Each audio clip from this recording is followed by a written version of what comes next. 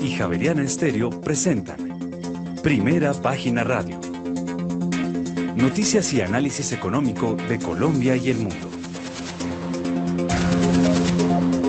Feliz jueves también para usted, para todos nuestros oyentes y televidentes que ya están conectados con la información de Primera Página, con los hechos de lo que ocurre en Colombia, pero también a nivel internacional, donde, por cierto, hay que mencionar que el presidente de los Estados Unidos, Donald Trump, ya presentó oficialmente ante el Senado la nominación formal de Kevin Warsh como el próximo presidente de la Reserva Federal por los próximos 4 años, esto en reemplazo del señor Jerome Powell, que culmina su periodo el mes de mayo. La Casa Blanca confirmó que la nominación de Warsh se transmitió formalmente al Senado de los Estados Unidos luego de la nominación o de que lo manifestara públicamente el presidente Donald Trump por primera vez en su intención de nombrarlo como director del Banco Central de los Estados Unidos. Sin embargo, este proceso de confirmación podría enfrentar algunos obstáculos políticos. El senador republicano Tom Tillis afirmó que bloquearía el avance de la nominación de Warsh a menos que la Fiscalía de Estados Unidos en Washington desista de la investigación penal federal sobre Powell. La naturaleza y el estado de esta supuesta investigación no se han aclarado de inmediato, así que existen algunas inquietudes sobre este tema. Warsh fue anteriormente miembro de la Junta de Gobernadores de la Reserva Federal y se ha mantenido como una voz influyente en los debates sobre política monetaria y también en una decisión que los mercados consideraron propicia frente al recorte de tasas. En 2025, durante las reuniones del Fondo Monetario Internacional y el Banco Mundial en Washington, se hizo referencia a las preocupaciones planteadas por el FMI sobre la desaceleración del crecimiento mundial, atribuidas en parte a las políticas arancelarias que ha estado promulgando durante el gobierno del presidente Donald Trump y que han contribuido a un conflicto comercial aún más amplio. Este sería el panorama general en términos económicos y a nivel internacional que recibiría el señor Kevin Warsh de ser finalmente confirmado por el Senado como el nuevo presidente de la Reserva Federal, del principal banco del mundo, el Banco de los Estados Unidos, el Banco Central de los Estados Unidos. A las 6 de la mañana, 15 minutos, así están las cosas en Estados Unidos con este tema que resulta crucial, pues lo decimos, hay entonces un senador republicano que está buscando que se bloquee esta nominación del señor Kevin Warsh, un tema que realmente creeríamos y le preguntamos a nuestro analista que ya nos acompaña hasta ahora, Diego Palencia, si eso podría tener algún avance o si es posible que no pase más nada y quede finalmente oficial este nombramiento por parte del presidente Donald Trump y del Senado, que debe ratificarlo, del señor Kevin Warsh, que a inicios de este año mencionábamos un poco las expectativas de lo que su llegada significaría. Diego Palencia, vicepresidente de Investigaciones y Estrategia de Solidus Capital, banca de inversión. Buenos días. Kiara, buenos días. Un saludo a toda la mesa de trabajo y a los oyentes. Estamos viviendo lo que normalmente se subestima en la política monetaria, que es la política. Y precisamente uno de los factores claves de la política monetaria, y por eso tiene su nombre, es la fijación de las reglas con las cuales se establecen los codirectores o los gobernadores que van a tomar decisiones en esos bancos centrales.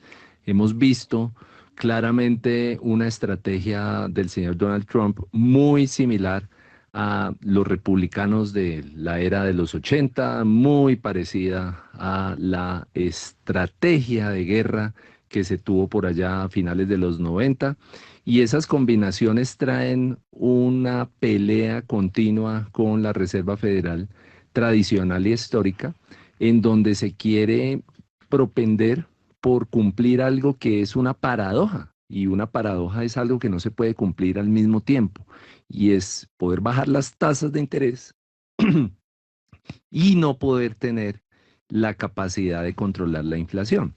Y entonces el señor Warsh llega en un momento crítico porque va a ir en contra de la política monetaria para poder incentivar la economía americana que lo necesita, y mucho más ahora que están en guerra, y mucho más ahora que existe un movimiento estratégico por parte del gobierno de Trump, en donde está poniendo su nombre, su legado en una estrategia de guerra muy compleja y necesita que baje la tasa de interés.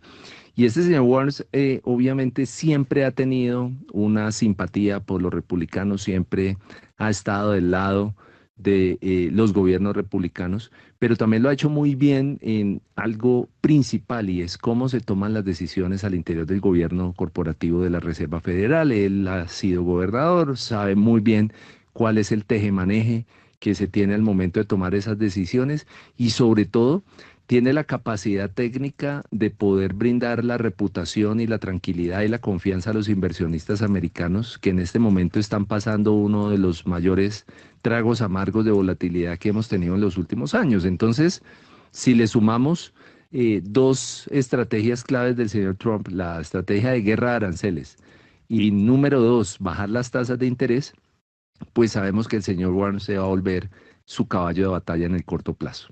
Estamos hablando que ir en contra de la política monetaria significaría endurecer el tema de los aranceles y el tema de las tasas, ¿o hay algo más puntual en concreto que se podría hacer para lo que usted menciona de ir en contra de la política monetaria en Estados Unidos? En este instante hay una presión completamente complicada sobre la inflación en Estados Unidos, sobre todo en el precio de la gasolina.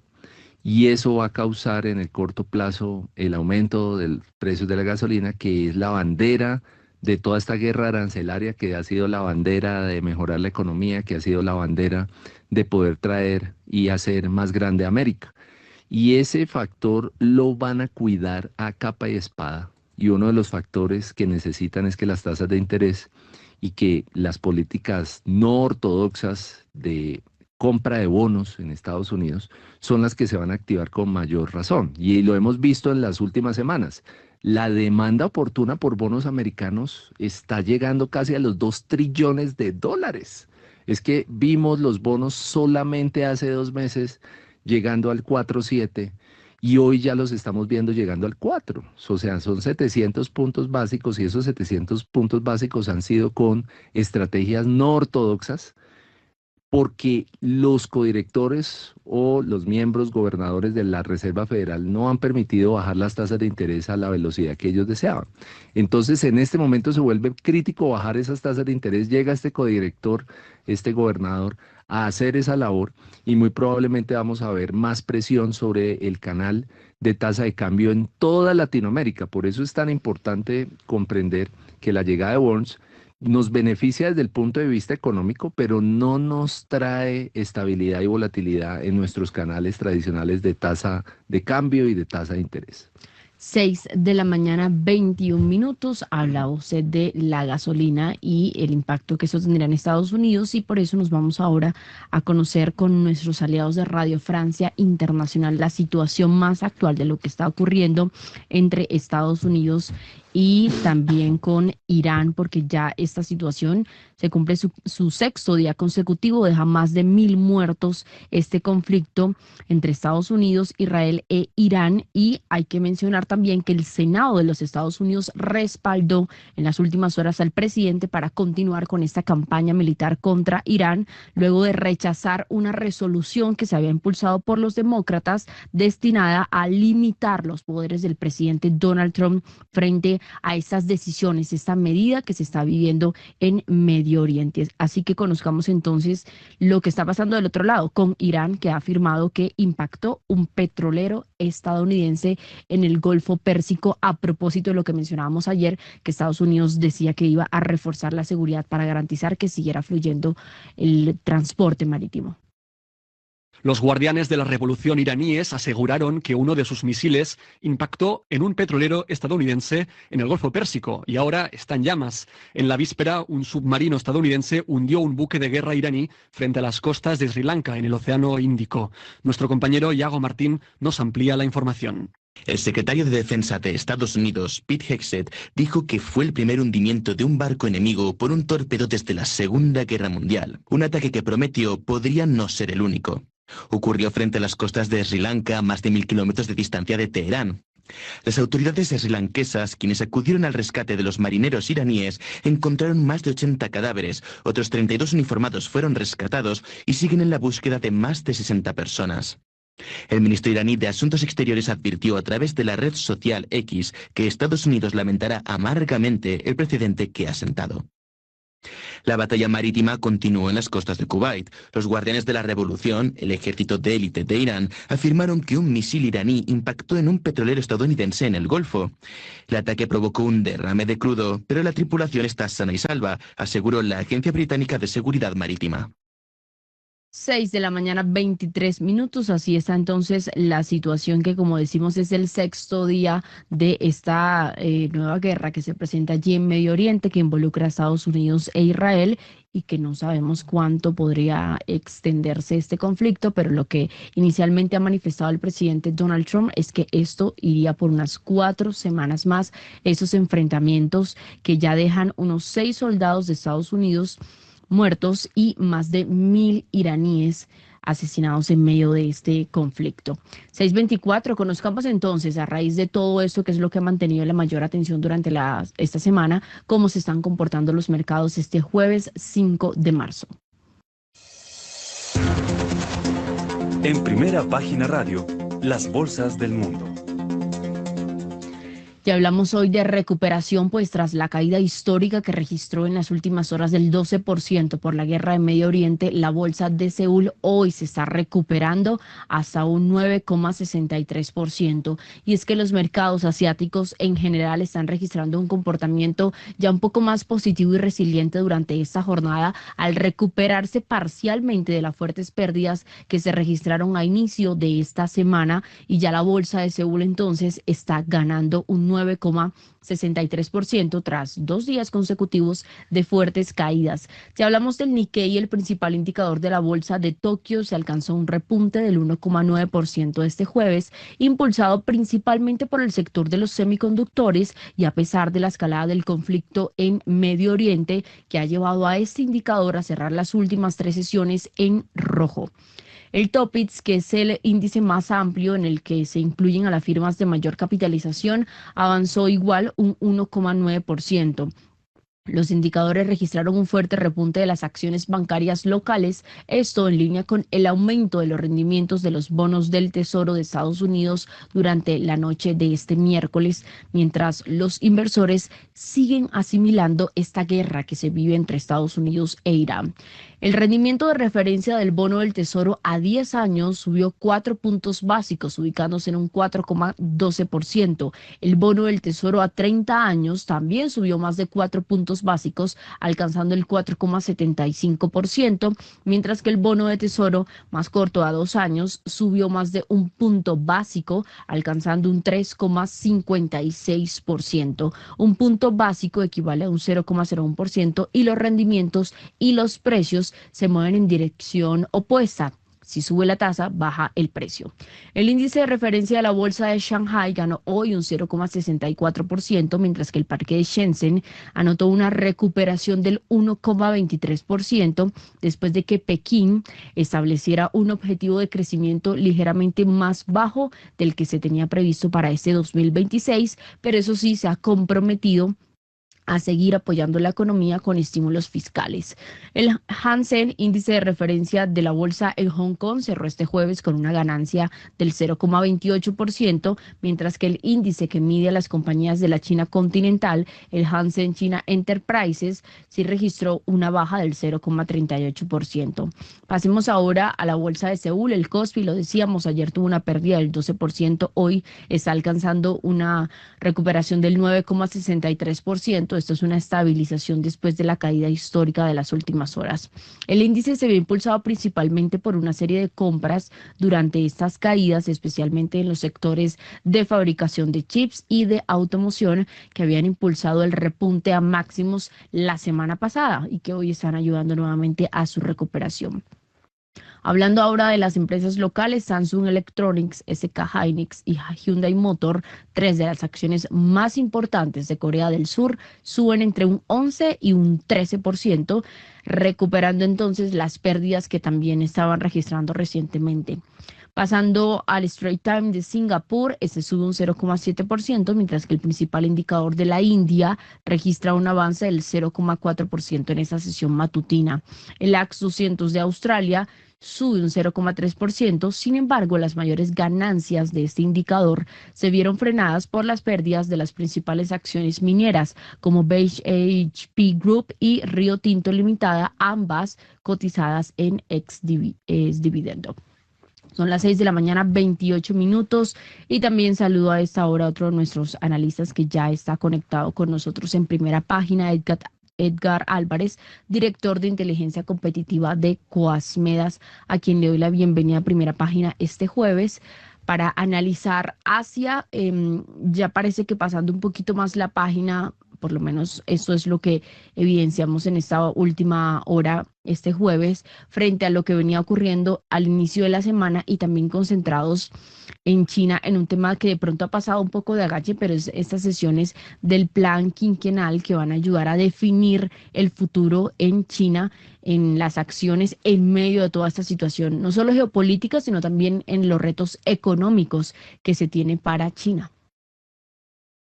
Kiara, sí, muy buenos días para todo el equipo de Primera Página Radio, para Diego también. Efectivamente, pues lo que va a pasar en estas semanas son, digamos que movimientos turbulentos en la bolsa, en todas las bolsas, y lo veíamos ayer en lo que fue el Kospi, en todos sus índices, 200 y demás, decaídas de más del 12%, como tú lo mencionabas, pero eso básicamente fundamentado pues por lo que puedan ser las presiones inflacionarias, que es un impacto directo pues de lo que está pasando con los precios, perdón, del petróleo y demás. Eh, pues mira que el tema es también de especulación. Y hoy, por ejemplo, vemos nuevamente la recuperación en las bolsas. Así que este momento, desde el punto de vista inversionista, pues es para los que sepan del tema y para los que tengan como el estómago para comprender que diariamente podemos ver estos movimientos, ¿no? Que eso pasó en Corea y está pasando también en los diferentes mercados. Aparte del caso, porque pues digamos que el tema entre Estados Unidos e Irán no es solamente militar, y tiene que ver profundamente con el corazón del sentido económico y lo que históricamente ha movido el mundo, y es el petróleo y sobre todo la energía. Entonces, por ejemplo, cuando existe ese choque, pues en el Golfo Pérsico, el mercado inmediatamente mira lo que está pasando y cuál va a ser la postura de negociación de Donald Trump. Y lo que va a pasar pues en 57 kilómetros básicamente, que es Hormuz, digamos que el petróleo que sale de ahí, a diferencia de otros productores de petróleo, inclusive pues Latinoamérica y demás, aquí es que históricamente hay todo un proceso de producción y una cadena de valor donde pues está el mejor petróleo del mundo y donde se ha sofisticado tanto la industria que cerrar, digamos que el 20% de donde sale pues el petróleo para el mundo, pues se convierte en un miedo mediático en términos de presión, digámoslo, inflacionaria, pero también, digamos que prende las alarmas en todo el mundo respecto a lo que pudiera ser una escalada de más de 2 meses pues, de conflicto, pues porque no ayuda en ninguno de los escenarios, no ayuda en el escenario social, obviamente el lado humano no nos gusta que haya la guerra, tampoco ayuda en el escenario de demanda y oferta del petróleo, que suban demasiado los precios del Brent, porque pues digamos que se ralentiza la actividad económica y sobre todo no ayuda pues el tema de la incertidumbre en términos de las decisiones políticas que vaya a hacer pues Estados Unidos. Entonces digamos que aquí hay que entender ese movimiento del COSPI de esa forma y que pues hay incertidumbre del tiempo en que se vaya a terminar el conflicto. Diferentes indicadores como el oro y demás, pues generan, y en esos futuros, pues colocan una perspectiva no tan larga de la guerra que haya con Irán, basados también un poco en la historia reciente de lo que fue Israel y en la franja de Gaza con Palestina.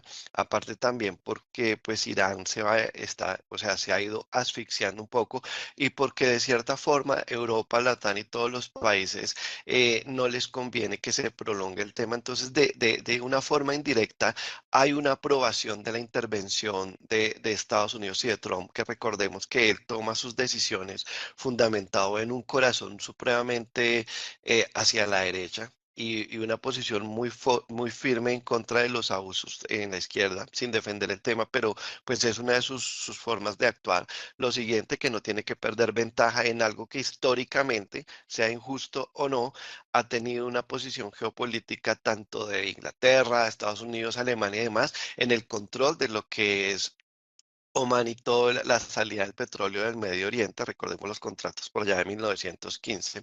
Entonces, eso ha invitado a Donald Trump a intervenir y seguramente asfixiar las salidas de Irán. A diferencia de lo que pasó con Venezuela, por ejemplo, de la intervención, aquí la diferencia es que el Medio Oriente está acostumbrado a la guerra.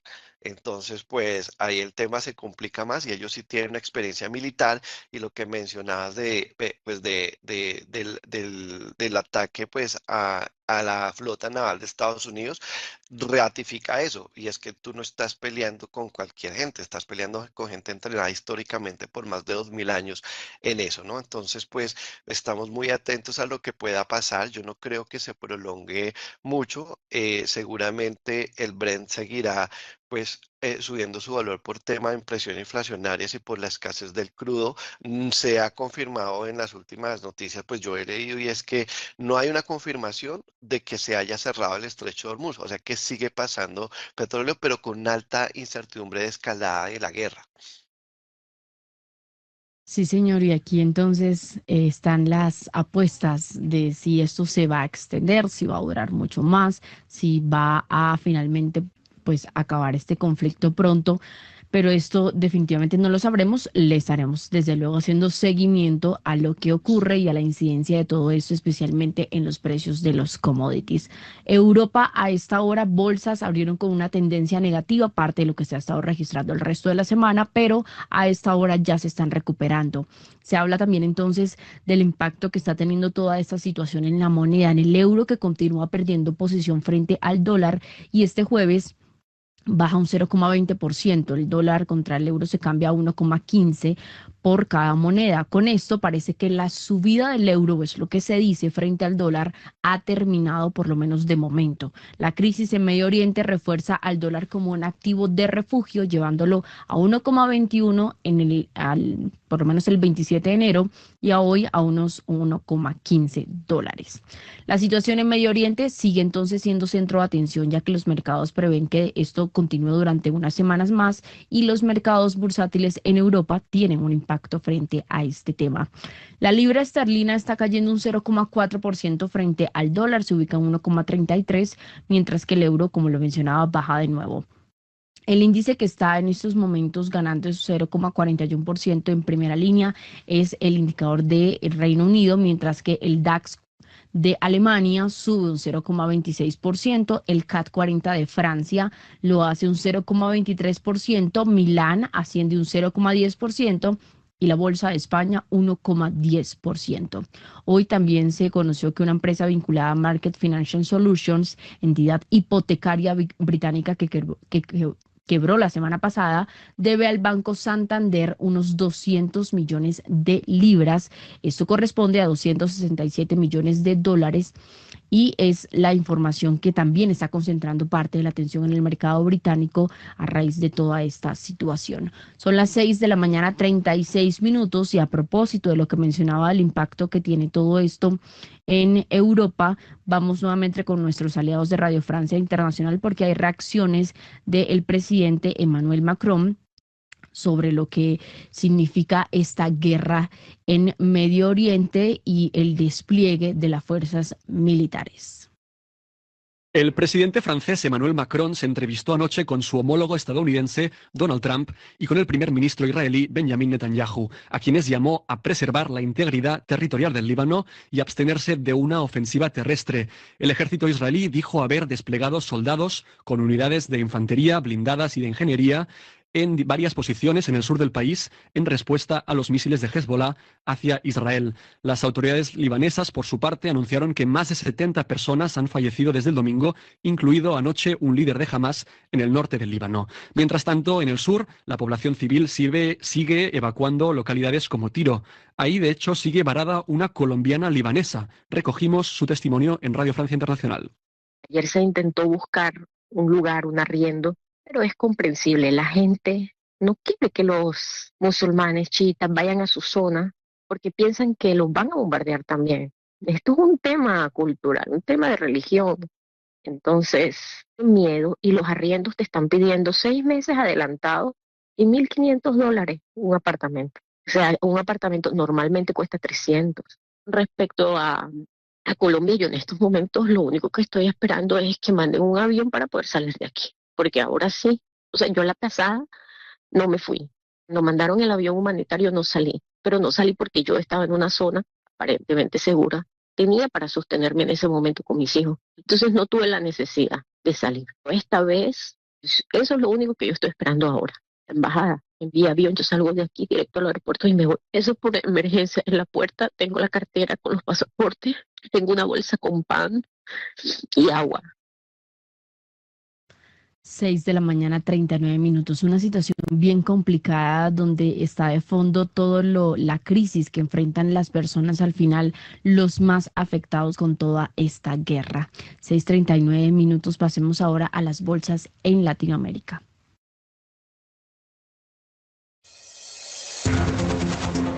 Las bolsas latinoamericanas en Primera Página Radio. Tenemos datos relacionados con el mercado laboral que destacan que la economía de Estados Unidos agregó una mayor cantidad de empleos, esto según lo anticipado, de acuerdo con la encuesta ADP, que han ayudado a disipar un poco el nerviosismo de los inversionistas en relación a las tensiones geopolíticas que ya hemos contado ampliamente. En consecuencia, las ganancias al interior de Wall Street estuvieron encabezadas por el Nasdaq, 1,29%, seguido del Standard & Poor's, un 0,78%, y el Dow Jones tuvo un avance del 0,49%. El índice Merval de la Bolsa de Comercio de Buenos Aires bajó un 0,66%, mientras que Sao Paulo también ha registrado pérdida 1,24%. Contrario a esto, el Standard & Poor's de la Bolsa de México subió 2,91%. El MSCI Colcap de la Bolsa de Valores aquí en nuestro país por segundo día consecutivo registró un avance del 0,99%, igual que en Chile, que el IPSA también tuvo un alza del 2,40% y crecimiento en la Bolsa de Valores de Lima con el MSCI Nuan de Perú, 0,82% al alza. Don Diego Palencia, hagamos un 2x1 allí de Europa y Latinoamérica, donde esta última semana ambos se han visto golpeados. Pues en Latinoamérica también ha estado como una tendencia negativa, no sabría, y usted explíquenos si esto tendría alguna relación con lo que está pasando, pero ya están nuevamente mejorando los índices o están allí como en un mejor y bajo en Latinoamérica. En Europa sí directamente la situación ha estado más complicadita. Tenemos en Europa dos hechos extremadamente importantes y es que la mayoría de países se están preparando para la guerra.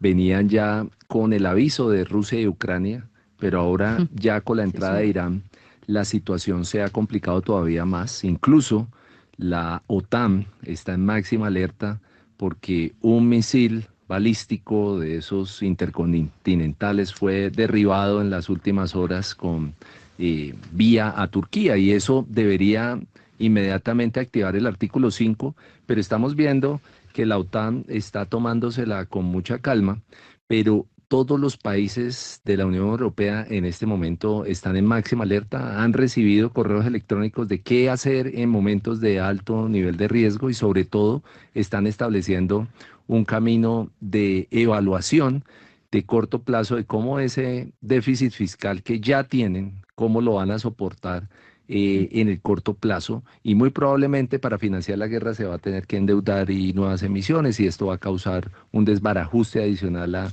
toda la dinámica europea. Y esto, cuando empezamos a conectarlo con Latinoamérica, pues tenemos que hablar de Argentina y tenemos que hablar de Brasil.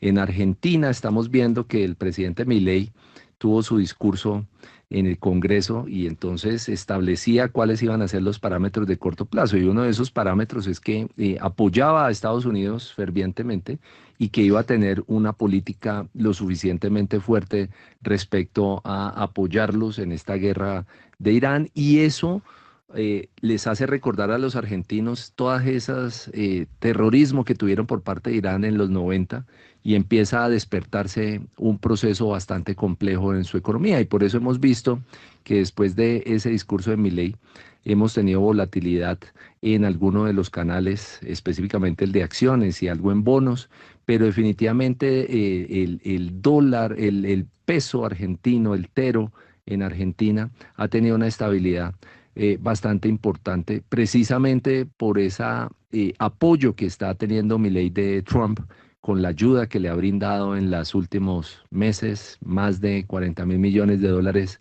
en cupos, que les ha permitido a ellos volver a estar en los mercados financieros. O sea que esto que está sucediendo es positivo para Argentina. Y cuando pasamos a Brasil, vemos que están pasando por un momento bastante complicado. Hay un banco brasilero, el Banco Master, que está en dificultades y que puede volver sistémico el problema.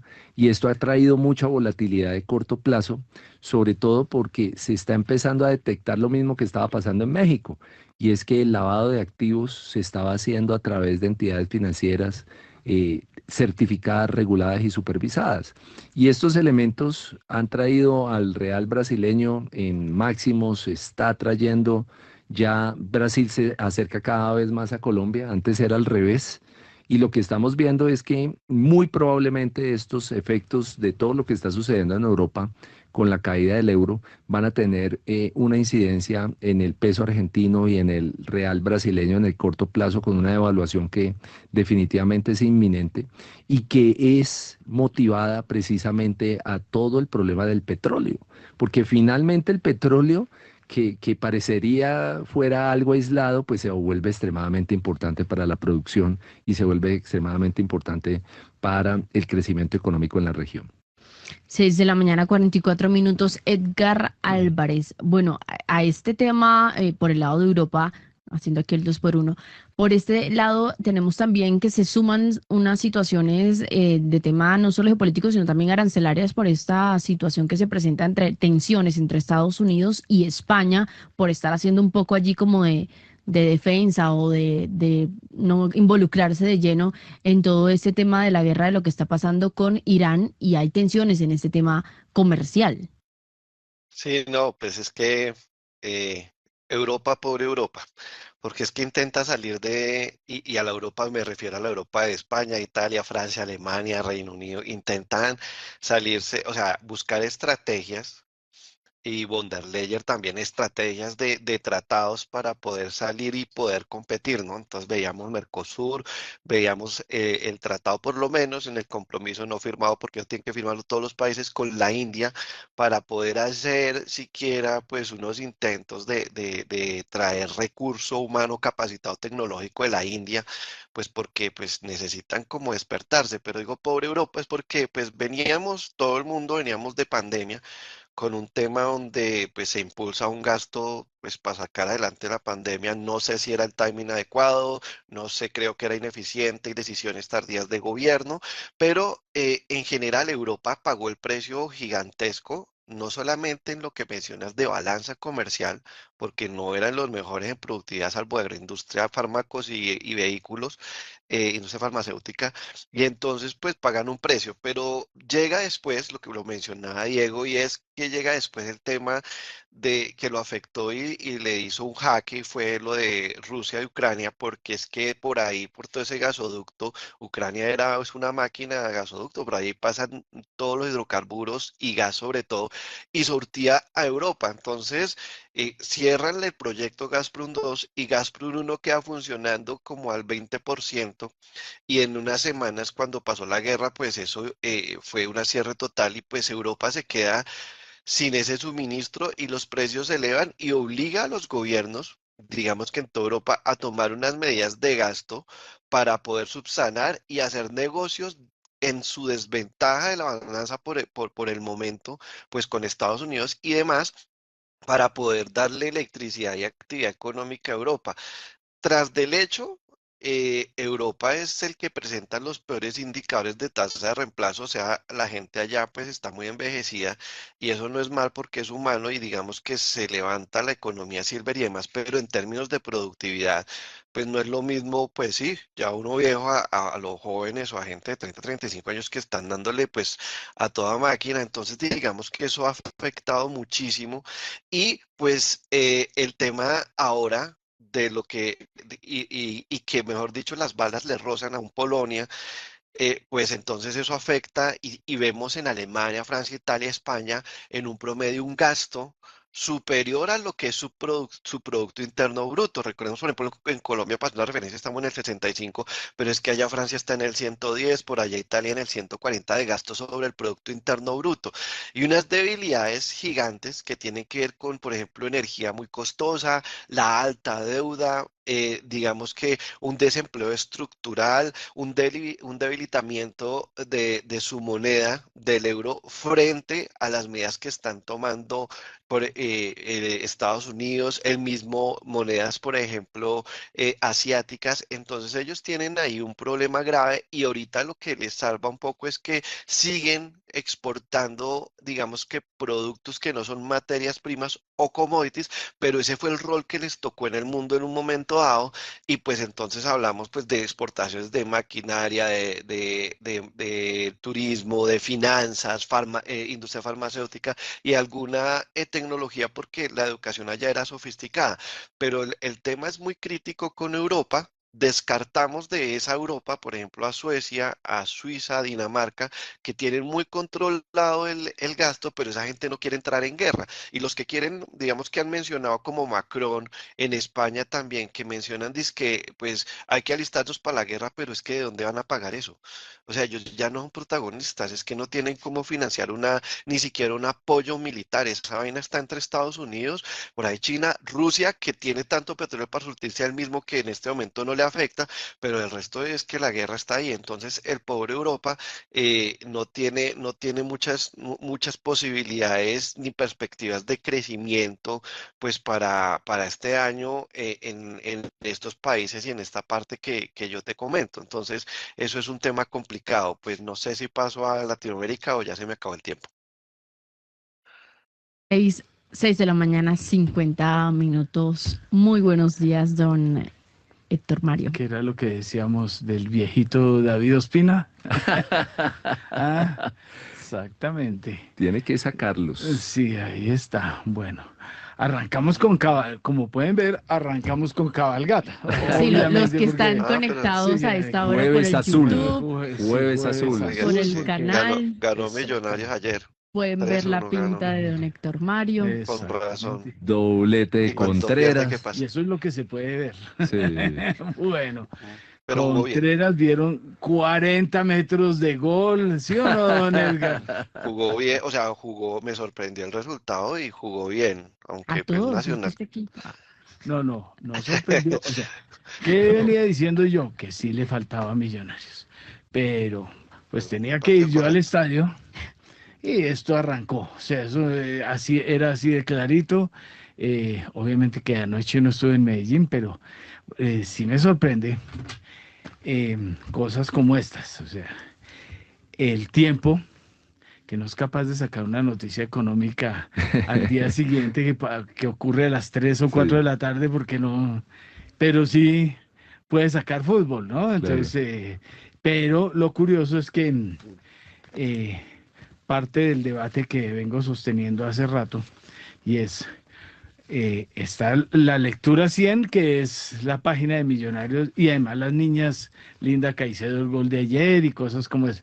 Pero se les cae el aviso del frente, o sea, era el mejor momento para pautar acá, y eso es la falta de credibilidad que tienen las empresas y los anunciantes con los medios masivos de comunicación. Tradicionales. Siguen apostándole a los influencers, ¿no? Sí. Tengo que llegar con minifalda, con tacones altos, todo viendo para que me crean. Entonces, Chévere. eso es lo que está pasando con los medios.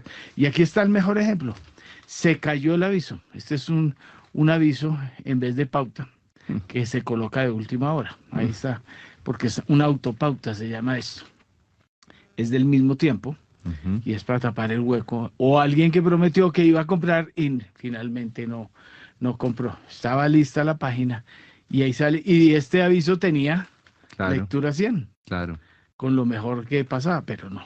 Siguen con los influencers, sigan perdiendo la plata, sigan fregados, y los medios pasando agua, porque en verdad muchos de los medios tienen este problema de lo que está pasando con las agencias de publicidad, con las empresas.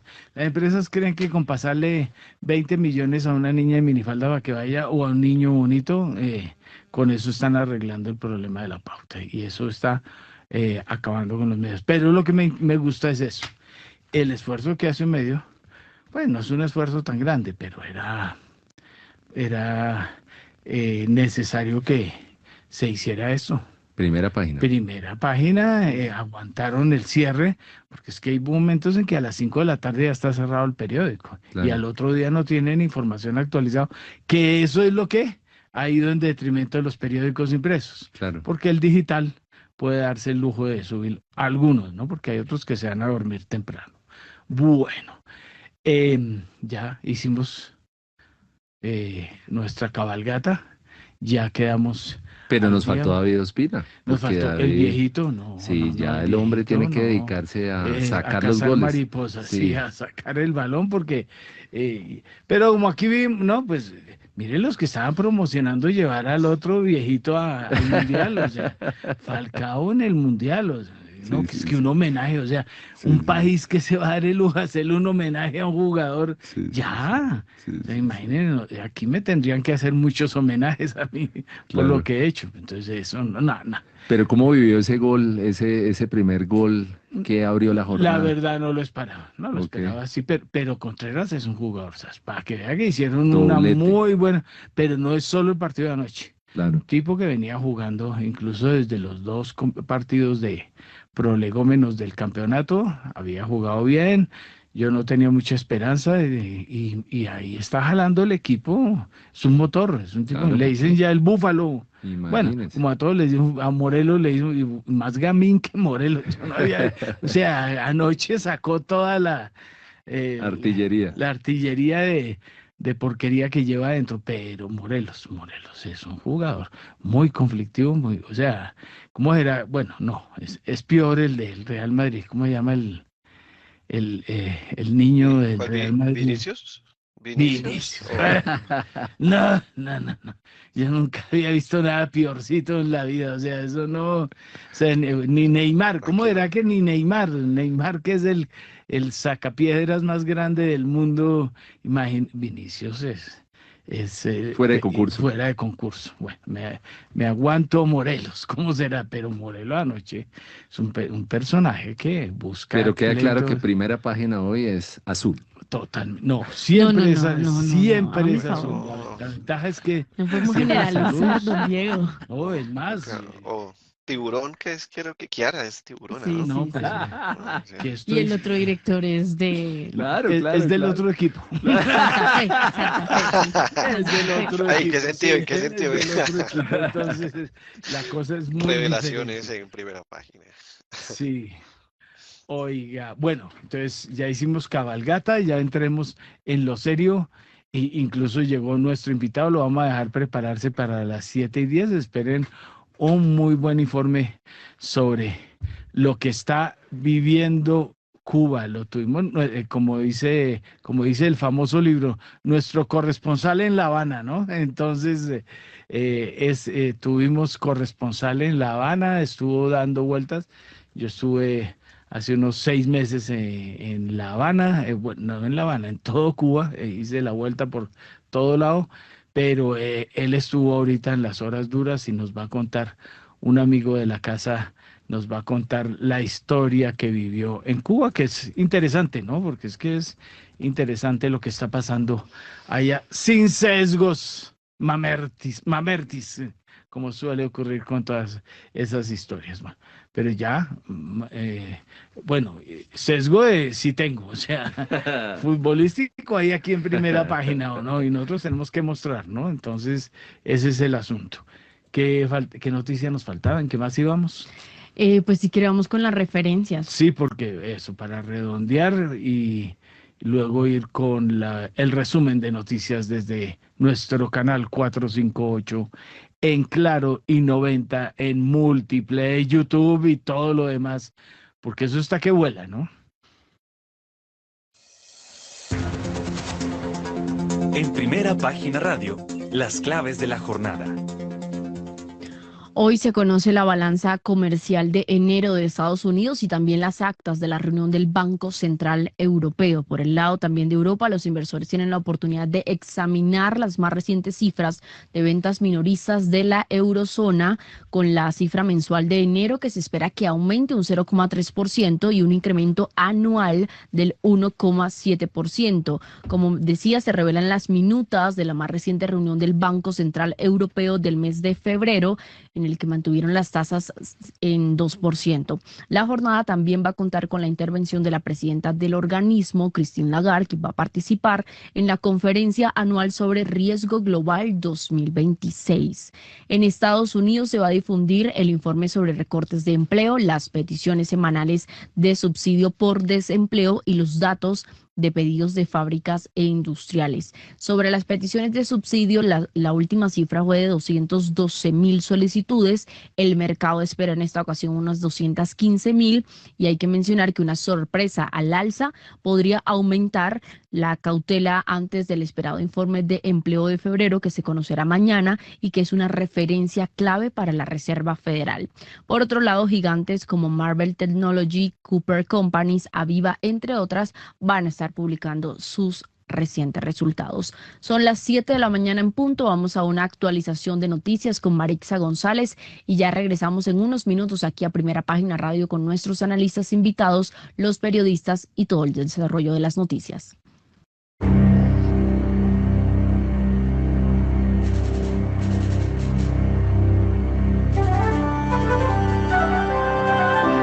...91.9 Javeriana Estéreo, Bogotá. HJKZ. Sin fronteras.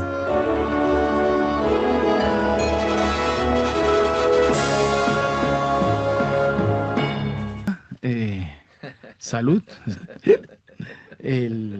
Venga a ver, 7:13. Vamos a oír a continuación una grabación, porque esto tiene mucho que ver con lo que yo he venido insistiendo en los últimos días o en los últimos tiempos. Acuérdense, aquí les anticipamos que los iba a ver muy cerca de junio asustados con Cepeda, pero ahora asústense es con lo peor, ¿no? Que es de las Priellas. ¿Cómo era que es un angelito Cepeda frente a de las Priellas?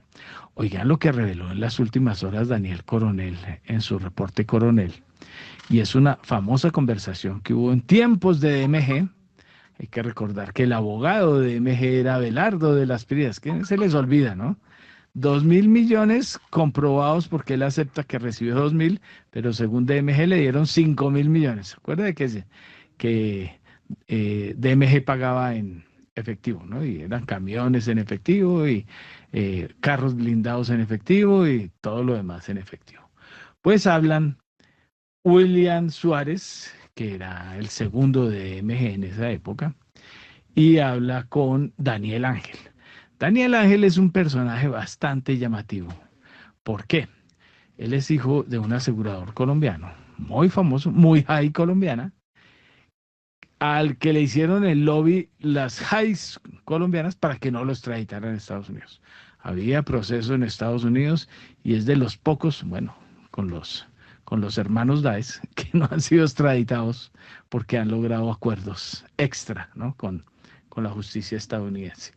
Pues hablan Daniel Ángel, perdón por los utas que hay aquí en la conversación, hay muchos, pero así hablan los de la high y los del bajo mundo, ¿no? Igualiticos.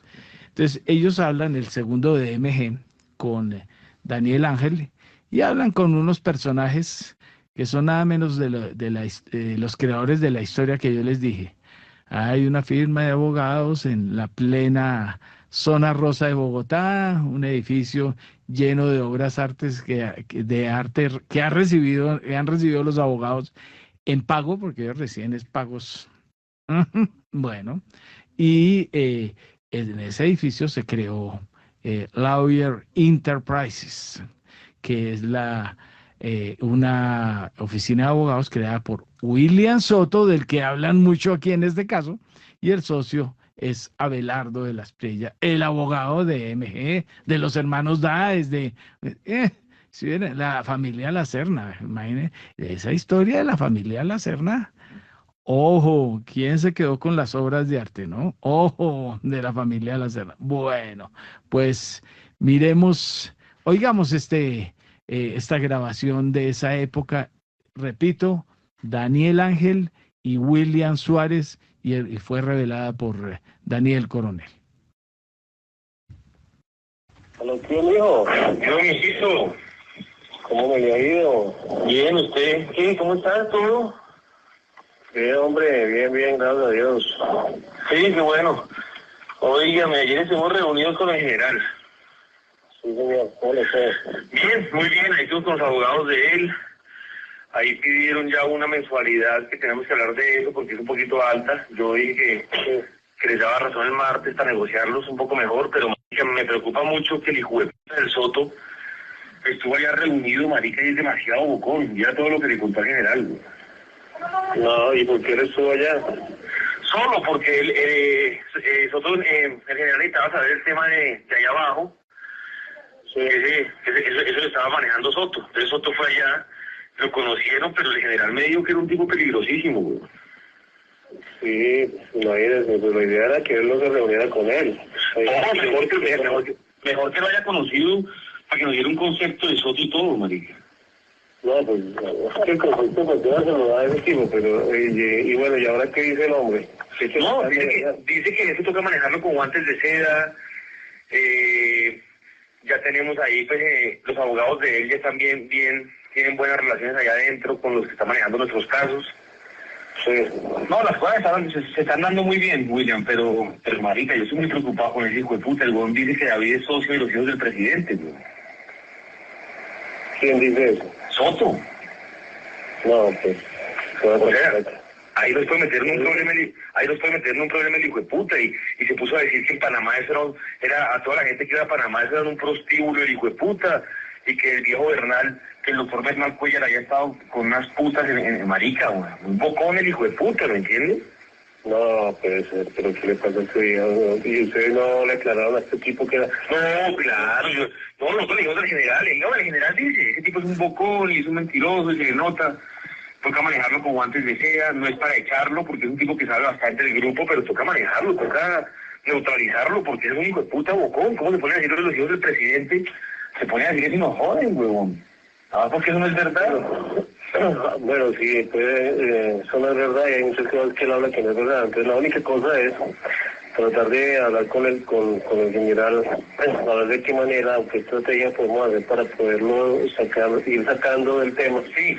Y metiéndolo por otro lado, porque es que el tipo tiene mucho cuidado y no pero toca, Willy, pero de alguna manera toca hablar con Soto y decirle, bueno, hermano, ustedes que son mentiras, y yo hablo con Jerónimo Uribe y lo mando a empapelar el huevón. Pues, como que está diciendo cosas que no son verdad. Sí, por eso, pero hay que tener mucho cuidado con él, porque claro, es lo que él tiene, ¿sí? Bueno, estos dos abogados que están ahí, que son un nivel medio, pero son poderosos porque tienen acceso a los fiscales que están manejando nuestros casos. Sí. Ellos dos nos están pidiendo 300 papeles durante 3 meses, o sea, 100 al mes para hacer toda la vuelta. Yo les dije que yo hablar con usted y con el flaco para tomar decisiones. Yo les voy a hacer una oferta menor. Yo dije que nos reunimos el martes y les voy a hacer una oferta. Oye, mire, arranquemos con un poquito menos para que las cosas se vayan dando y acabar el trabajo para más tiempo. No tomen como a sacar todo en 3 meses, marica. Pero ellos en 3 meses que nos sacan.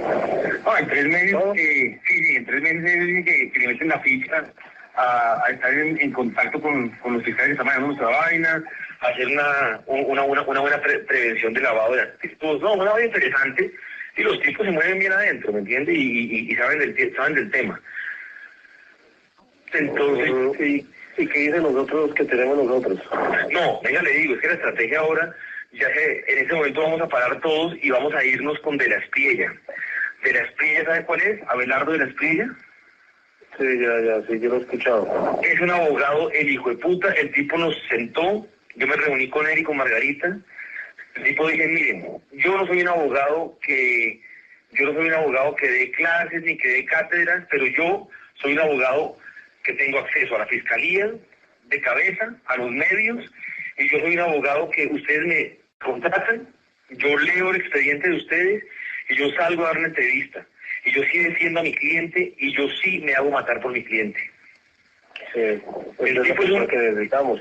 Eso es lo que necesitamos. El tipo es un puta, el tipo ha defendido a gente muy poderosa, el tipo tiene todo el acceso al fiscal, todo. Sí. Y el tipo está viajando. Yo me reuní con la oficina de él ayer, le mandé todos los papeles nuestros de todo. El tipo llega el martes, lee el expediente y el tipo está trabajando con el nuevo equipo que estamos formando. No, el tipo no. El tipo dice que la única condición para él trabajar con nosotros es trabajar él solo, sin nadie al lado. Esos otros dos abogados del doctor Maza, del general Maza, serían para otro, o sea, no como abogados nuestros, sino trabajarían allá adentro, ¿entiendes? Pero trabajarían en el caso de nosotros también. Claro, 100%, pero no de la mano con De la Espriella, porque De la Espriella quiere trabajar con su propio equipo y no quiere compartir escenario con nadie. Esos abogados del general Maza no son los abogados que salgan a hablar de nada, porque son abogados de un nivel medio, pero son unos abogados muy metelones allá adentro, ¿me entienden? A nivel medio, que es lo importante también. Bueno, el abogado William Soto, mencionado en la grabación por esa misma época, fue nombrado director regional de fiscalías en el Quindío durante la administración del fiscal general, como no, Mario Iguarán. Antes de eso, en el año 2003, fue fundador de una firma llamada Lawyer Enterprise Limitada. Era socio a partes iguales, mitad y mitad, con otro mencionado en la grabación. El hoy candidato presidencial Abelardo de la Espriella, con quien conserva cercanía a juzgar por las fotos publicadas recientemente en su página de Instagram. Este fue el reporte coronel de hoy. Muchas gracias. Bueno, entonces, 7:23, los invito cordialmente a ver en el Instagram de Abelardo de la Espriella las fotos con el señor William Soto, del que hablan muy lindo. O sea, estaban hablando entre... Bueno, ya ahí los tenemos y como ustedes vieron, Abelardo de la Espriella, que yo recuerde, nunca ganó un proceso, es que a mí me tuvo demandado también, él era el representante de los hermanos Daes, con indictment en la justicia estadounidense por narcotráfico. Pues el señor gana los procesos en los medios de comunicación, o sea, nunca... ayer oyeron incluso al hoy abogado, hoy también abogado de los DAES, al doctor Cancino, Iván Cancino es que llama, bueno, y él ayer estaba hablando, recogen a un señor con 145 millones de pesos, con sobres marcados, para quién iba la plata, con un señor que pagamos nosotros con los recursos nuestros, ¿no? El guardaespaldas en el carro blindado también, bueno, el carro era de la señora del secretario del Congreso, pues ahí está, y salió a decir que no, que eso era, que ahí no había ningún delito y no, entonces eso se lo ganan en la radio y en los medios, pero nunca en los tribunales. Entonces esos son los personajes, como digo yo, Abelardo de la Espriella, el señor Lombana, ¿cómo se llama Lombana? Jaime Lombana, no sacan una presa de un tamal o una presa de un caldo, esa es la verdad. Pero ahí lo tienen, candidato, y hay unos que están pensando seriamente en votar por Abelardo de la Espriella y ya saben a quiénes representaba en este país. Bueno, o a quiénes representa, ¿no? Entonces, ¿y de dónde salió la plata, no? Bueno. historias teníamos, bueno, y ya veo aquí a los señores Leighton, al señor Támara, listos para disparar noticias, pero empecemos con la historia de nuestro invitado especial hoy. Lo tuvimos de viaje, no mentiras, él hizo ese viaje que no me lo va a cobrar a mí, y es don Rodrigo Barrera Barinas, viejo también colega, por lo de colega, y lo de viejo es por los años que hemos estado vinculados, desde historias que cubríamos en el Palacio de Justicia, nada menos, como contaba yo en una época, nos tocó ver cómo mataban a nuestras fuentes, pues ver desde lejitos porque no estuvimos adentro, pero el asunto... hemos recorrido todos estos años con muchos temas, muchas historias, muchos medios. Rodrigo es egresado de la Facultad de Comunicación del IMPAU, estuvo haciendo Derecho y Sociología en la Nacional. Yo no sé si eso se haga mucho en la Nacional, pero no sé qué más estaría haciendo por allá.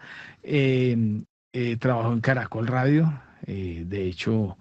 hizo el relevo mío cuando yo salí de Caracol Radio, trabajó en los canales RCN, Caracol, estuvo en El Tiempo, Súper, bueno, la revista Cambio también, en la época buena hasta que los señores de, ¿cómo era llamaba? La editorial española que tomó el rienda del Tiempo. Bueno, hasta que decidió cerrar la revista Cambio, la compañía. Bueno, estuvo nada menos que en La Habana. Como les conté, yo estuve hace unos meses en La Habana, hice el recorrido por toda la isla, pues aquí alcancé a hacer referencia de cómo da grima de lo acabado que está ese país. Obviamente aquí no se puede ver la revolución acabadora como pasó en Nicaragua, como pasó en Venezuela y como está pasando aquí, ¿no? Ayer anoche estaba viendo el resumen que hace el Consejo Gremial del Cauca sobre el Cauca y es 38 de 43 municipios arrasados en el Cauca. No se puede pasar, no tienen luz, no pueden apagar las plantas que dependen de la generadora, por ejemplo, de la energética de Occidente, porque de ahí depende toda la marihuana y toda la economía ilícita del Cauca, pero ellos no les pueden cobrar, o sea, fuera de que no les pueden apagar, no les pueden cobrar, y de eso depende. Se ve encendida el Cauca en todas las montañas y es marihuana por todos lados, pero bueno, no es una generalización innecesaria, es necesaria porque ese departamento está tomado. O sea, de Jamundí para allá, como yo les conté que estuve por allá, eso no está bajo control. Del ministro del Copor, ¿no? Lo llaman el ministro Icopor, ¿no?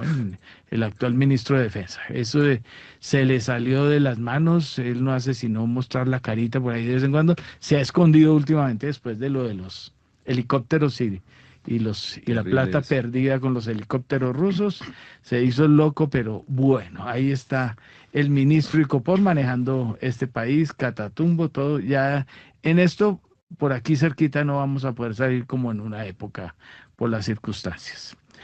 Bueno, ya hice otro editorial y ahora entremos con Rodrigo. Bueno, Rodrigo se dio un paseo, como les dije, yo estuve por Cuba, yo estuve en La Habana y las demás sitios, pero más que todo en zonas hoteleras. Obviamente que estuve en los íconos, en La Habana histórica, en el Hotel Nacional, en todas las cosas que hay que mirar allá, retrotraer la historia de que, como decían estos señores de DMG, ¿no? Que Panamá era el de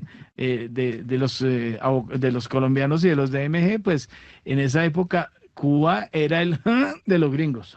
Recuerden que eran casinos, mafiosos, eso era tomado por toda esta gente hasta que llegó la revolución cubana y acabó con la guachafita, ¿no? Eso fue la verdad de lo que pasó.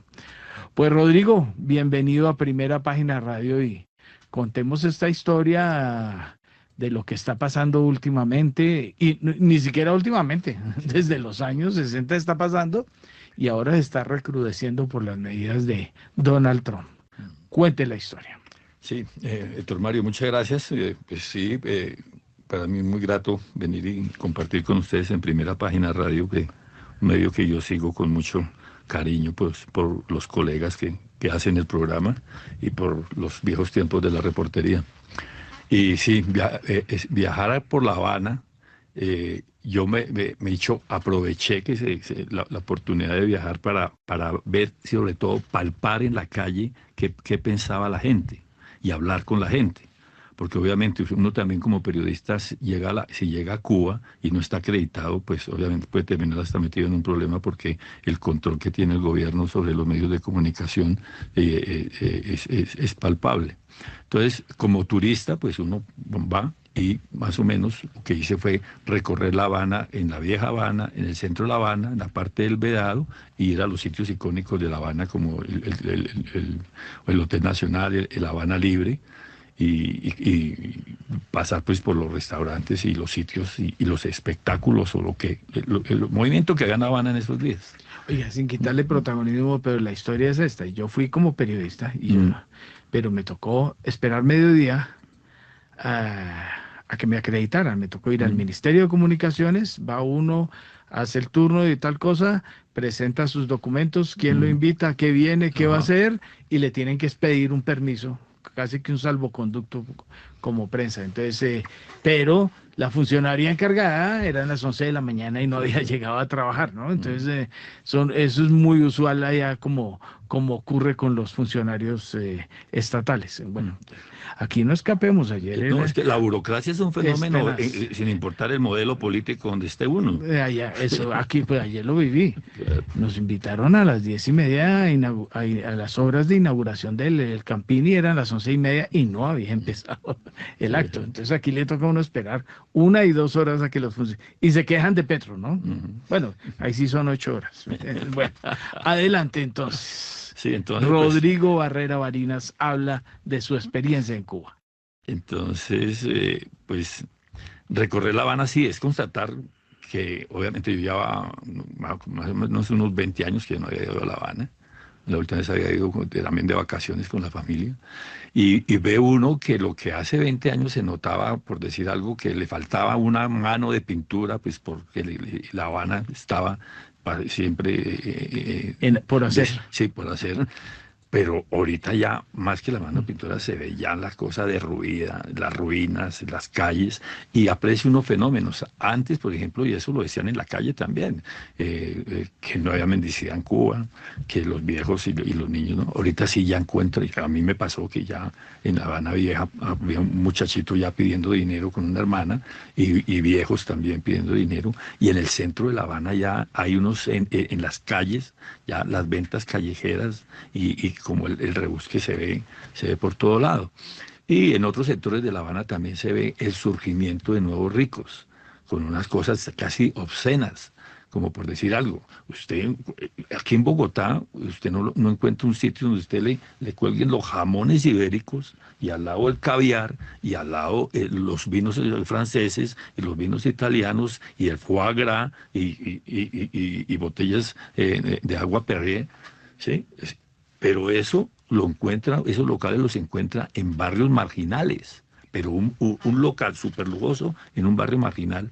Entonces es lo que llaman ahora ya en La Habana, todo el mundo lo menciona como los mipimeros, porque cuando hubo alguna apertura económica recientemente, y eso incluso antes de que muriera Fidel en el 2016, se hizo una apertura para permitir iniciativas privadas con algún control o mucho control de parte del Estado, pero esas iniciativas privadas han ido cogiendo ventaja y han cogido vuelo, como ahorita, por ejemplo, que se anuncia a raíz de lo del petróleo, la crisis del petróleo, de que se va a permitir que privados importen petróleo. Entonces, el último día cuando yo salía de La Habana, con una de las personas que hablaba, que ya se mencionaba que estaba entrando petróleo y que Trump iba a autorizar, dijo, eso va a ser peor todavía porque se nota ya la diferenciación social que está marcando pues la forma de conducir la economía de la isla y la forma como la gente está soportando todas las situaciones. Bueno, dos cosas. Entonces ya usted tocó ahí, por ejemplo, petróleo, que ahí hay un tema que incluso Primera Página puso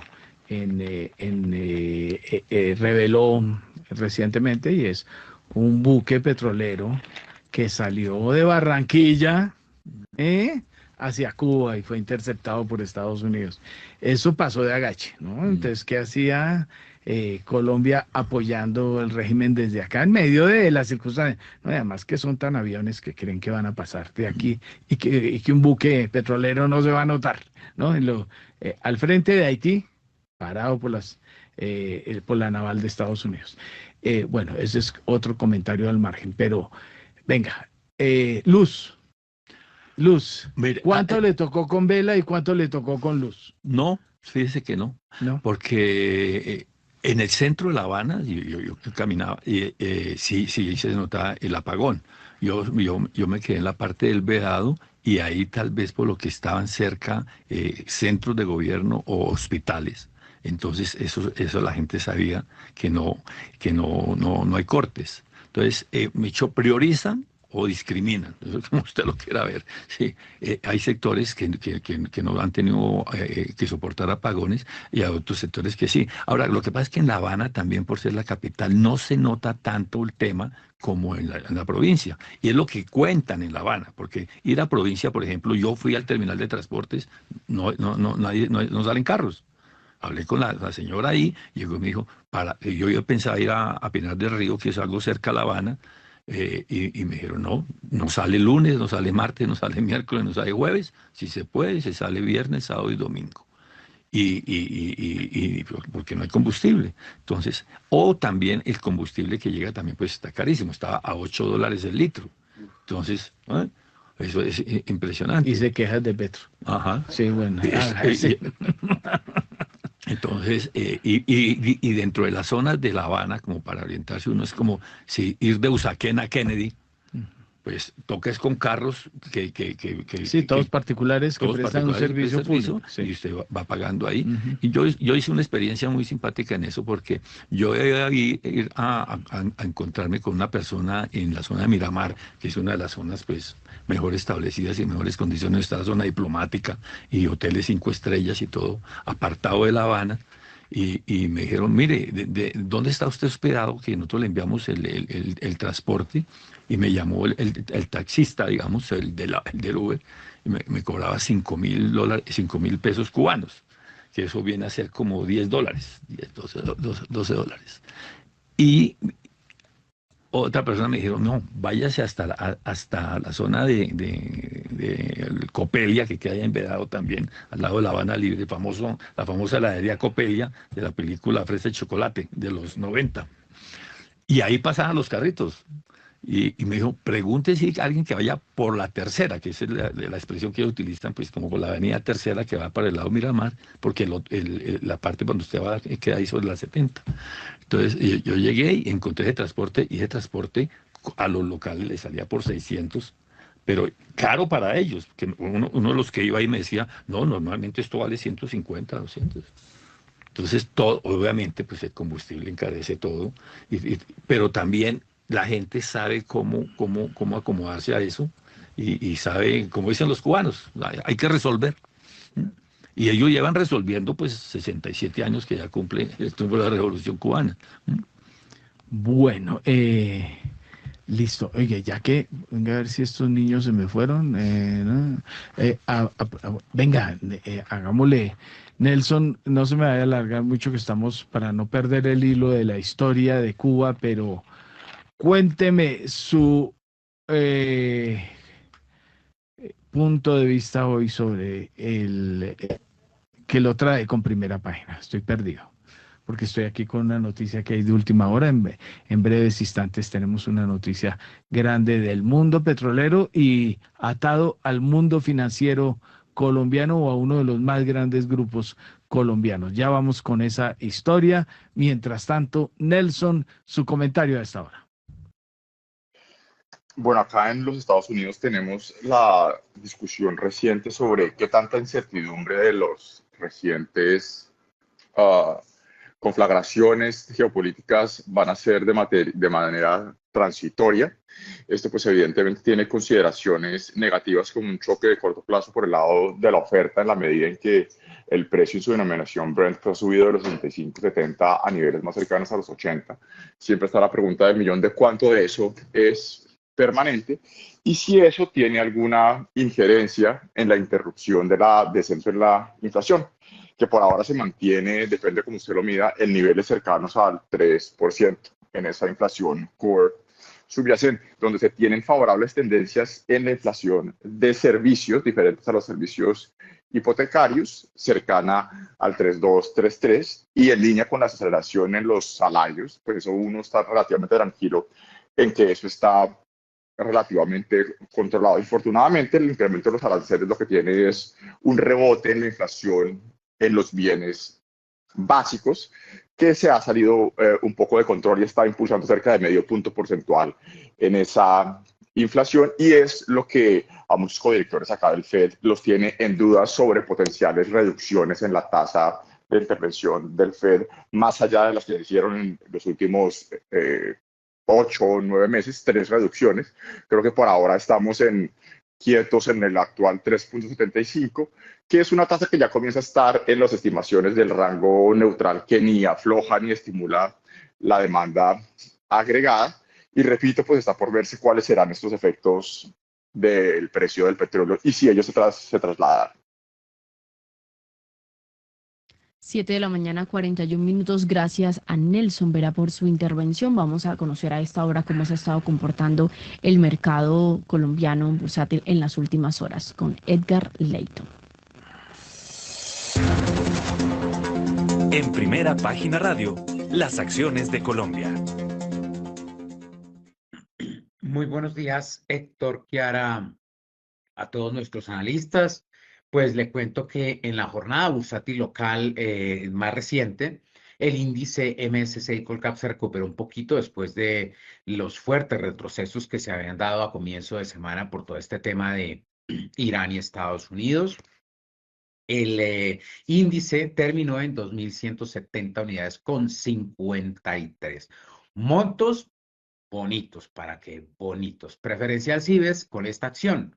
Se movieron 107.000 millones de pesos, con Cibes 52.000, con Ecopetrol 33.000, estamos hablando de millones de pesos, con Occidente 17.000 y con Grupo Sura 15.000 millones de pesos. Al alza, Preferencial Aval 12,90%, Grupo Aval 9,63% a 740 pesos y Promigas 8,26% a 6.550 pesos. En negativo, Occidente con bajos montos, también hay que aclarar en algunas acciones. 19,57% en negativo el precio de la acción a 18.500 pesos. Corficol CF culminó en 17.200 pesos tras un recorte de 4,12% y Celsia disminuyó 4,08% a 4.700 pesos. Entre tanto, mercado global colombiano, 3 acciones por encima de, o una por encima de los 3.000, Nubank con 3.000 millones de pesos, Amazon 2.132 millones de pesos y CSPX, activo que sigue otros activos del exterior, 1.430 millones de pesos. Son las 7:44 de la mañana. Listo. Vamos con el... Última hora, en Primera Página Radio.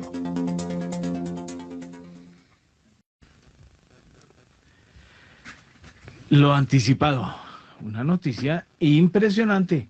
Uno cree que cree conocérselas todas. Jaime y Gabriel Gilinski acaban de convertirse en los mayores accionistas individuales de la petrolera GeoPark. Se quedan con el 20%.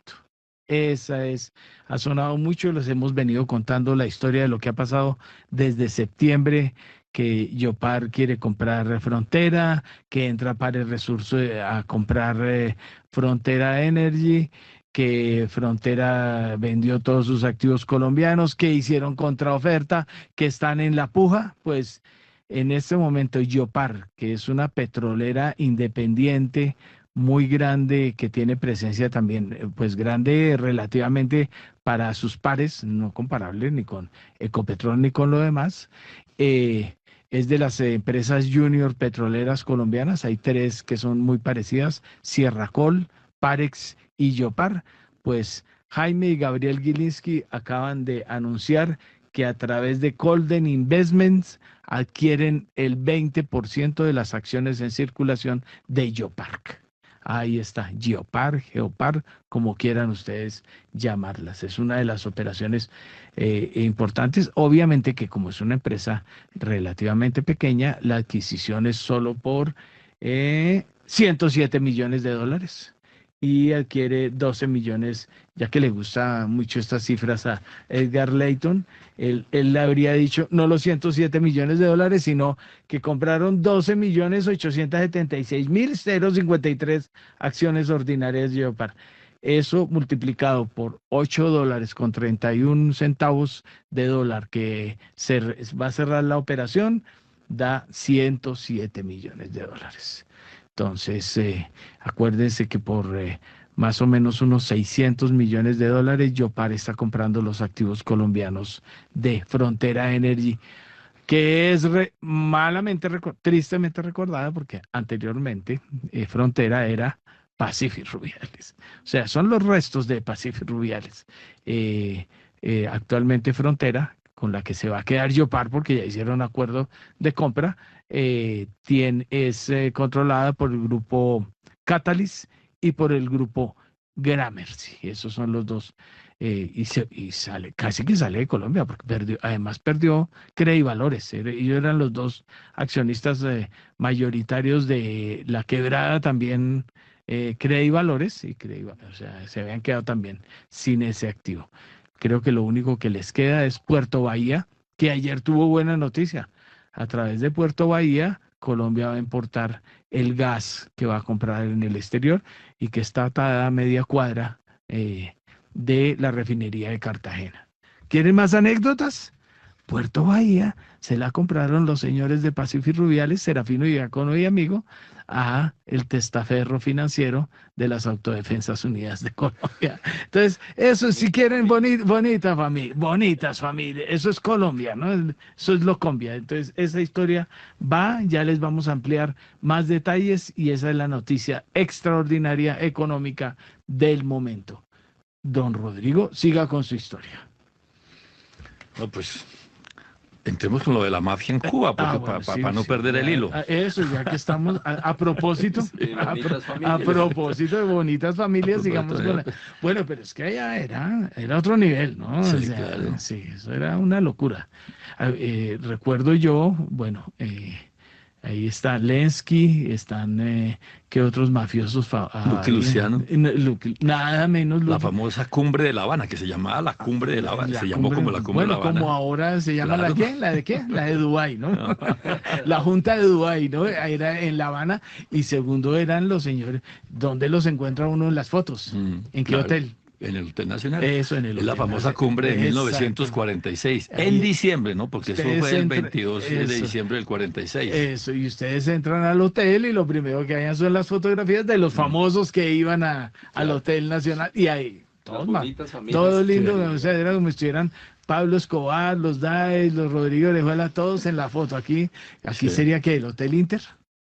Pues en Cali. En Cali, sí. Bueno, allá no estuvo, me imagino que en el Inter no estuvo Pablo Escobar, No. pero sí los Rodríguez despachaban desde el Inter. Sí, por en ejemplo. Medellín era la discoteca esta famosa. Exacto. Bueno, usted que es de discoteca y yo no. Eso es hágale, siga con la historia. Entonces, pues eso, recorrer el Hotel Nacional y el Habana Libre son 2 íconos, porque el Habana Libre lo construyó la cadena Hilton antes de que triunfara la revolución del 59.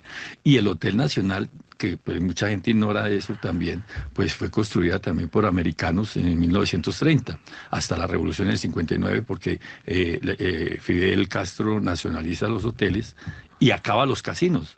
Porque como decía Héctor Mario al principio, antes, en los 40s y en los 50s, Cuba era el prostíbulo de los casinos y los juegos y todo de los americanos, porque como tenían la ley seca... ¿Qué fue lo que acabamos de ver de MG? ¿Qué era en Panamá? Ajá. ¿Era el prostíbulo de quiénes? Bueno. Entonces, como los gringos tenían la etapa esta de prohibición de trago, pues se iban a divertir y a invertir en Cuba. Y en el 46, incluso Churchill estuvo también en el mismo piso donde estuvieron los mafiosos, que es el segundo piso. Sí, no estaban solo mafiosos, sino que había, ahí llegaban todos los líderes del mundo y de los empresarios. No, y es un gran atractivo del hotel, la cantidad de famosos que han pasado por allá, sobre todo del espectáculo. Pues pasamos nosotros dos. Y entonces, pues vea que eso se mantiene, a pesar de todo, porque uno en el Nacional nota, y yo hablé con agentes de seguridad y del hotel que dicen que tenían un recorte de más del 50%, pero ellos mantienen el recorrido diario de lunes a sábado que hacen a las 10 de la mañana. Usted llega ahí y hay una guía en inglés y en español que a ver le cuenta la historia del hotel, le muestra los bares, los restaurantes, los comedores, las habitaciones y la famosa suite 211 donde estuvo Lucky Luciano con los otros padrinos de la mafia, repartiéndose el ponqué de Cuba, que es la escena que se ve en El Padrino 2. Se repartían otros ponqués. Sí, claro.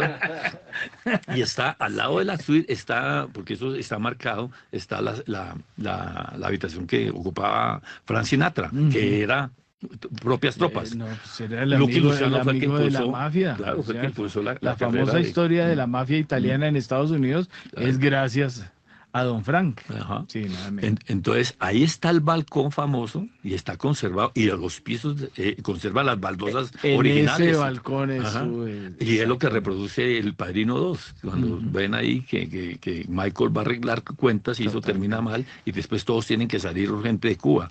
Eso todo lo recrea muy bien el Padrino 2 de Coppola. Entonces, ahí el Nacional se nota que está pues afrontando, pero también me comentaban que se han soportado un poco con el retiro de los rusos y los canadienses con la llegada de los chinos. Me decían que los chinos el año pasado, por decir algo, la ocupación o el número de turistas chinos en comparación con ahorita había aumentado más del 47%. Y se ven chinos ahí con los automóviles antiguos de los años 50 que utilizan para turismo, pues sí, se ven más que todo en las afueras del Hotel Nacional a los chinos. Y en el Habana Libre, así como en el Nacional tienen el recorrido por la historia del hotel, en la Habana Libre usted también puede llegar y visitar la suite donde estuvo Fidel Castro en los primeros días de la Revolución. Y eso también lo conservan ahí intacto, pero también se observa que el hotel está, y no de ahorita, el hotel también está descuidado. Por ejemplo, yo que fui a hacer el recorrido, de seis ascensores funcionan 2. Sí. Y los repuestos tienen que traerlos de Alemania. Y obviamente si eso no es prioridad para los gastos, con la escasez de ingresos que tienen, entonces pues eso deja de funcionar y eso se va deteriorando. Además porque todo eso histórico pues es del gobierno, todo eso es nacionalizado. Excepto lo otro que sí es, yo recorrí todos los principales hoteles que son europeos, dice todo el mundo, europeos, son españoles, o sea, son los mamertos de España son los que prestan para eso, pero los mamertos, que diríamos despectivamente, ¿no? Oiga, venga, más historias, ¿qué otra cosa le iba a preguntar? Es que en su historia iba a preguntar yo otro asunto. Bueno, uno es, ¿por qué no hay luz? Pues porque no hay petróleo y allá la generación es distinta que acá. Sí, claro. Porque allá no hay nada. O sea, lo que hay está también descuidado y sin mantenimiento. ¿Cuál es el peor? Claro. En hoteles de lujo no se encontraba un jugo de naranja, por ejemplo. No hay, porque no hay naranja, no se produce en Cuba. O sea, Cuba, 2 o 3 frutas exóticas y no más, porque la cosa está muy complicada. Carreteras, pues son de medio pelo, pues, aunque al menos se mantiene, porque como eso todo es recto.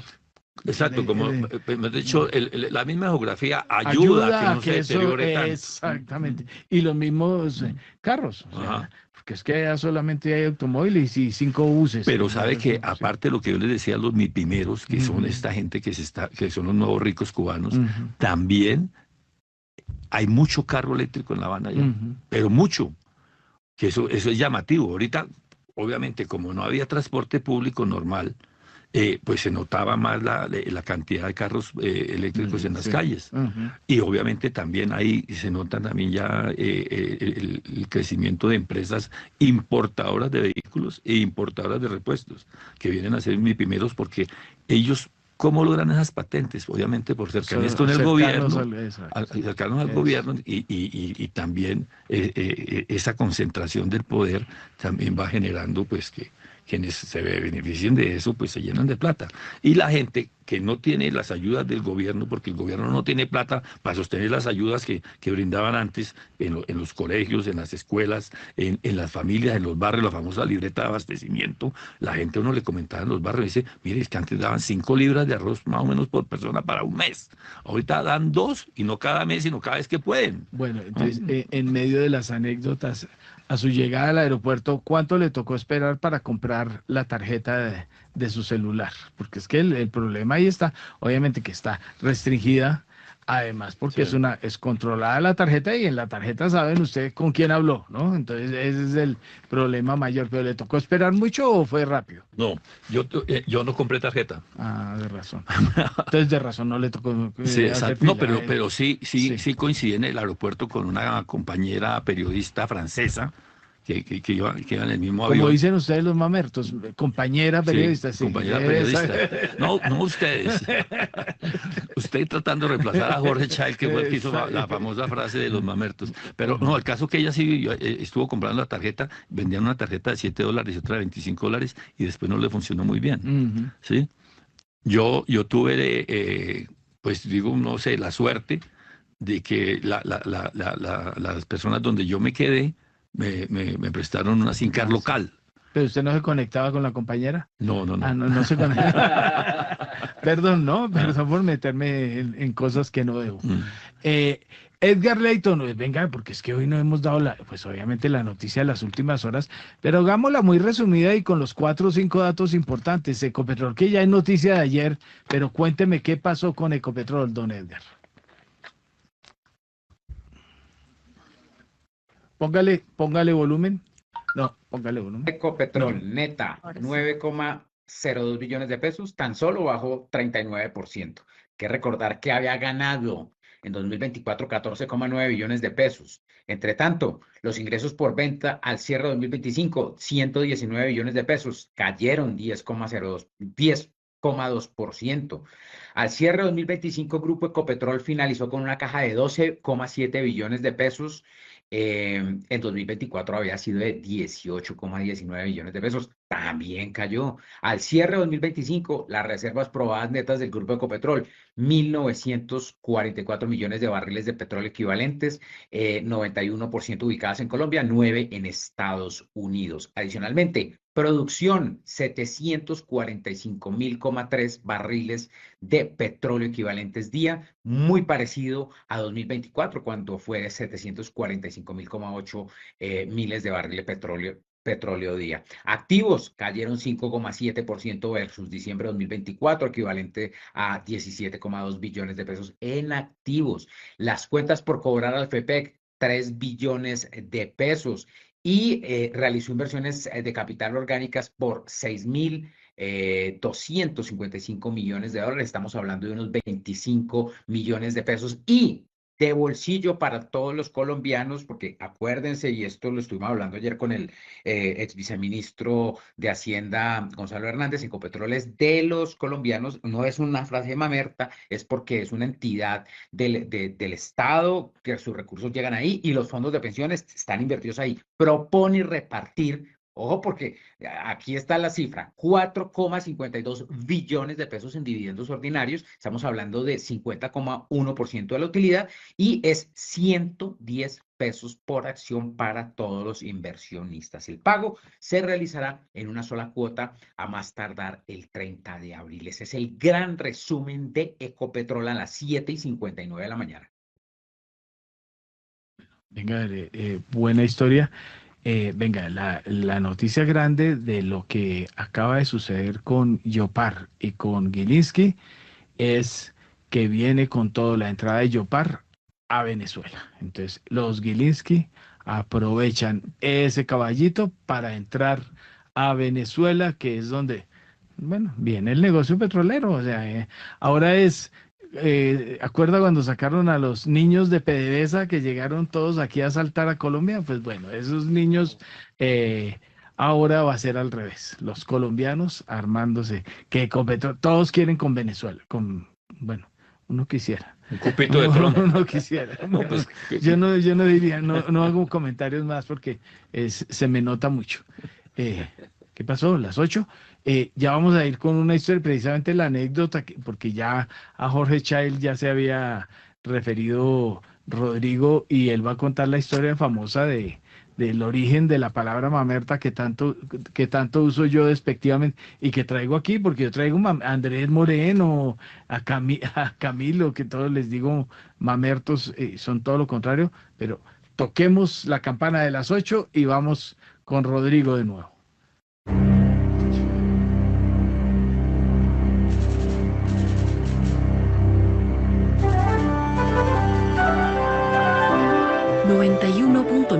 Javerian Estéreo, Bogotá. HJKZ. Sin fronteras.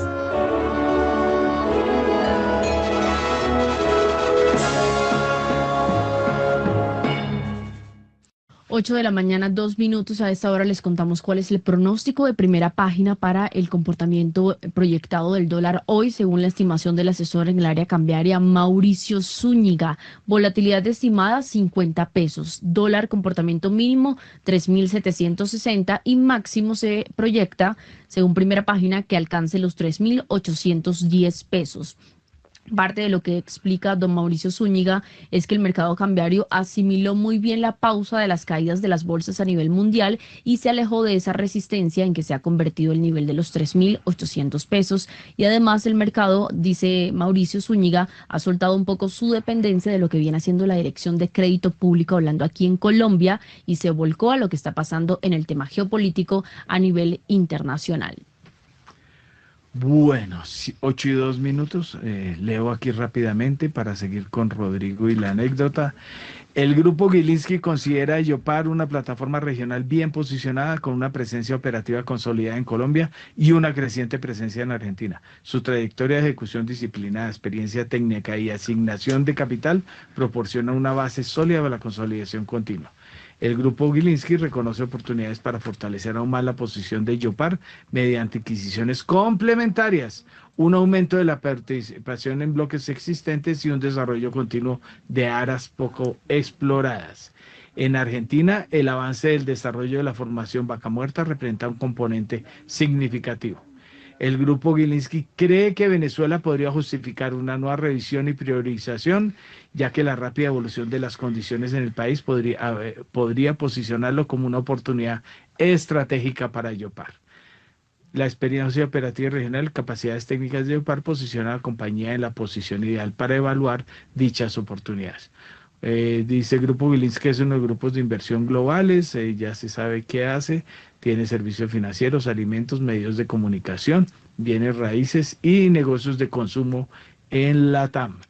El grupo ha participado en la transformación del grupo Nutresa y en la recapitalización y reestructuración del Metrobank. Ayer dimos una noticia clave de Metrobank que dio unos resultados los mejores en 15 años en Londres. Hay que ver que es un banco al que entró Gilinski en el 2019.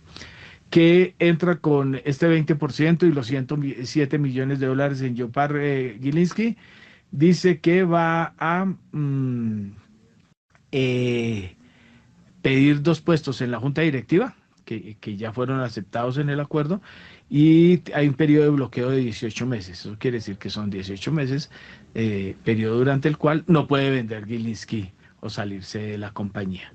Dice que hay derechos de aprobación sobre ciertos asuntos, siempre que Colden es la compañía de Gilinski que compra en Yopar, mantenga una participación mínima del 15% Exactamente, no puede bajar. Limitaciones de propiedad durante los próximos 12 meses y la aprobación del Consejo de Administración, la propiedad tiene que haber limitaciones para que la propiedad aumente más del 32%. Esa es la historia de hoy, la historia de última hora. Los Gilinski entran a Yopar. ¿Ya abrió el dólar? Hagámosle al dólar. A esta hora, abren los mercados en Colombia. El dólar en Colombia inició operaciones este 5 de marzo en 3.750 pesos. Esto significa que sube 3 pesos frente al cierre que tuvo en la jornada del spot de ayer de 3.747 pesos. Dólar en Colombia a esta hora, 3.750 pesos. Listo, gracias, Kiara. Bueno, Rodrigo, hablemos del origen de la mamertés. No, esa fue una expresión que acuñó en 1960 Jorge Chilo, Chile, los rolos. Chile, además famoso porque fue uno de los autores de uno de los primeros libros sobre el narcotráfico, en verdad, en Colombia. No, y hasta donde yo alcancé a leer algunas columnas de él, era bastante contestatario y todo. Exactamente, bueno. Y siendo de la clase de la high, pues no era tampoco que lo quisieran mucho. Exactamente. Bueno, pero no, Jorge Stein acuñó esa frase en 1960, creo que a raíz de unos congresos del Partido Comunista, donde se dio cuenta pues, que Gilberto Vieira, que era el secretario general del partido, y lo fue durante muchos años, casi hasta su muerte, y que otros dirigentes tenían nombre terminado en erto, Gilberto, Filiberto, Heriberto. Entonces ahí fue que acuñó, y si no recuerdo mal, era algo de que en sus discusiones eran mamones. Entonces juntó mamón con erto. Mamerto. Bueno, pero conjuga muy bien, ¿no? Ser mamón y erto, ¿no? Bueno. Oiga, pero no era despectivo. No, pues de alguna manera era caricaturesco y también despectivo, pero no es por la carga ideológica que alguien pueda tener al comentar un tema, ¿no? Pero a veces sí. No, era muy más dirigido a los comunistas. Cierre su historia, entonces, cuente la historia de Cuba. ¿Qué mal lejos? ¿Qué cree que puede pasar? O sea, ¿qué esperan ellos? Que sí les va a tocar cambiar régimen. O sea, lo que está haciendo Trump es dirigir acciones para presionar un cambio en el régimen. Así de claro, ¿no? Pues fíjese que hablando de lo del Partido Comunista, pues que obviamente Cuba es un estado comunista, me acordé recorriendo las calles de la famosa expresión con que empieza el manifiesto comunista de Marx y Engels, donde dice: un fantasma recorre Europa, el fantasma del comunismo.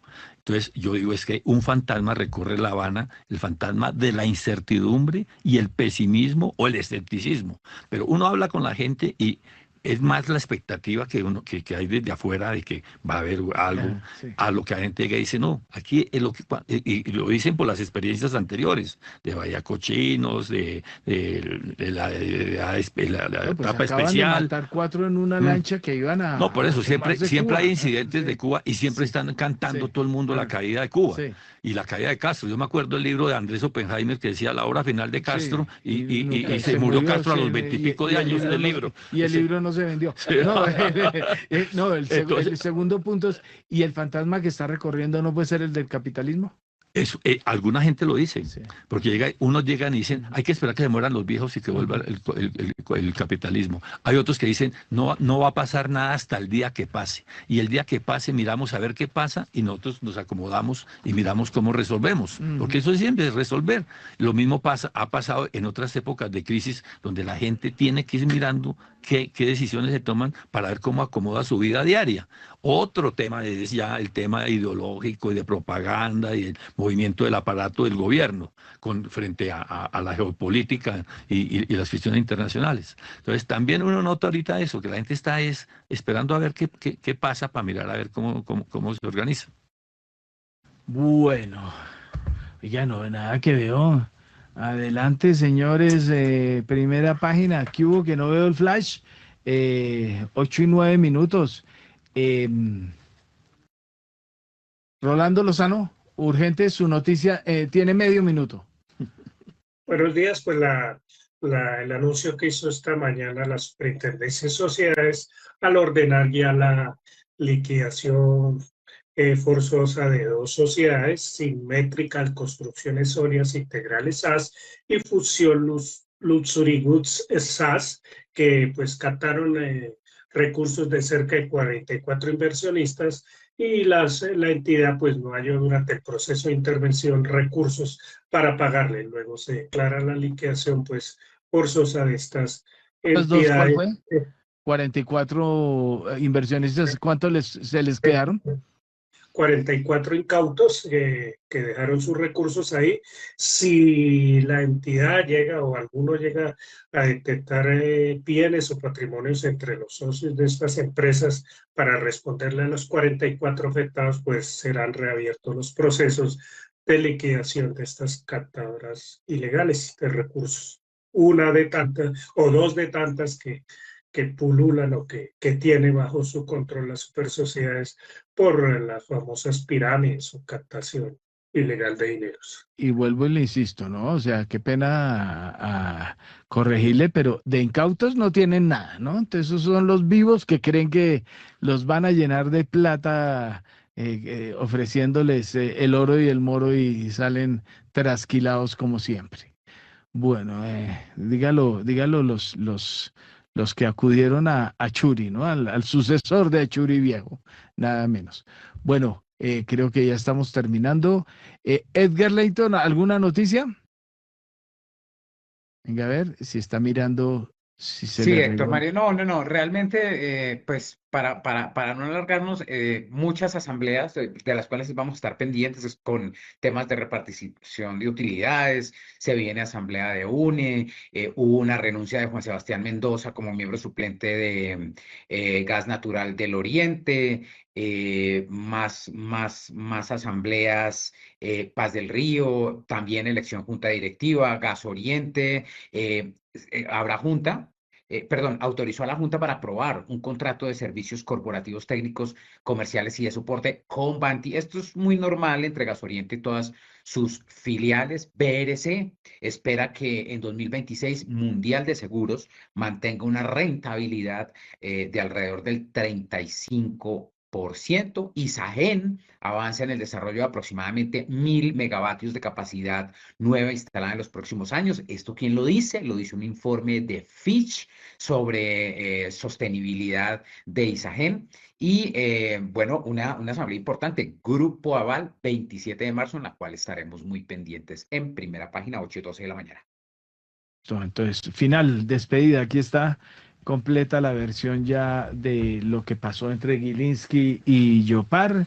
Dice el Consejo, dice, con su actual participación del 20%, Colden, de los Gilinski, tiene derecho a nombrar 2 codirectores, como los dijimos, sujeto a procedimientos habituales de gobierno corporativo en la Bolsa de Valores de Nueva York, en donde cotiza Yopar. Si la participación de Colden, como ya dijeron que de pronto van a buscar mayor participación, aumenta al 28% o más acciones ordinarias en circulación, tendría derecho a nombrar un tercero. Se queda con 2 directores.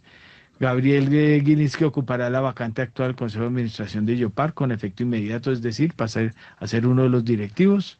Es licenciado de la Universidad de Pensilvania y ocupa puestos de liderazgo global de inversión en el grupo Gilinski. Entonces, ahí está, esa es la noticia del día que se les dio en el momento pertinente y tiemblen ladillas. 8 de la mañana, 14 minutos. Nos vamos agradeciendo a los analistas que nos acompañaron durante esta misión: Diego Palencia, Edgar Álvarez, Nelson Vera y a nuestro invitado Rodrigo Barrera, hoy bajo la dirección de Héctor Mario Rodríguez y la presentación de quien les habla, Kiara Severiche. Sigan sintonía de Javeriana Estéreo por los 91.9 FM y también nos puede escuchar ya nuevamente en javerianastereo.com.